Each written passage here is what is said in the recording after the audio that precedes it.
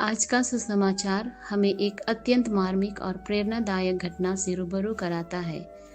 जब यीशु और व्यभिचार में पकड़ी गई स्त्री आमने सामने होते हैं, यह घटना हमारे समक्ष परमेश्वर के हृदय को प्रकट करती है, जो प्रेम, दया और सत्य से परिपूर्ण है। जब फरीसी उस स्त्री को यीशु के पास लाए, तो उनका उद्देश्य न्याय करना नहीं था, बल्कि यीशु को फंसाना था। मूसा की व्यवस्था के अनुसार उस स्त्री को पत्थरवाह करके मार डालना चाहिए था, लेकिन यीशु ने तुरंत कुछ नहीं किया। उन्होंने झुककर जमीन पर लिखना शुरू कर दिया। जब फरीसी बार बार पूछने लगे, तो यीशु ने कहा, तुम में से जो निर्दोष हो वही पहला पत्थर मारे। यह सुनकर वे अपने भीतर झांकने लगे और एक एक करके वहां से चले गए। जब कोई भी वहां नहीं बचा, तो यीशु ने उस स्त्री से पूछा, क्या किसी ने तुम्हें दोषी नहीं ठहराया? उसने उत्तर दिया, नहीं प्रभु।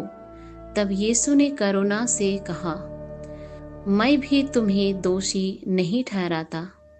जाओ और आगे से पाप मत करना। यीशु ने उनके पाप को अनदेखा नहीं किया, बल्कि उसे एक नए जीवन की ओर बुलाया। यह घटना हमें याद दिलाती है कि हम सब पापी हैं और हमें परमेश्वर की दया की आवश्यकता है। फरीसियों की तरह हम भी कई बार दूसरों का न्याय करने में जल्दबाजी करते हैं, लेकिन यीशु हमें सिखाते हैं कि पहले हमें अपने हृदय को टटोलना चाहिए।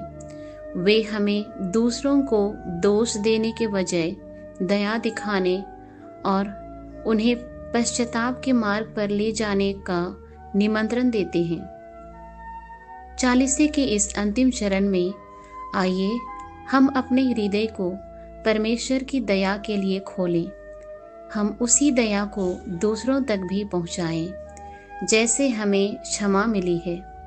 यीशु का यह संदेश हमें प्रेरित करे, जाओ और आगे से पाप मत करना।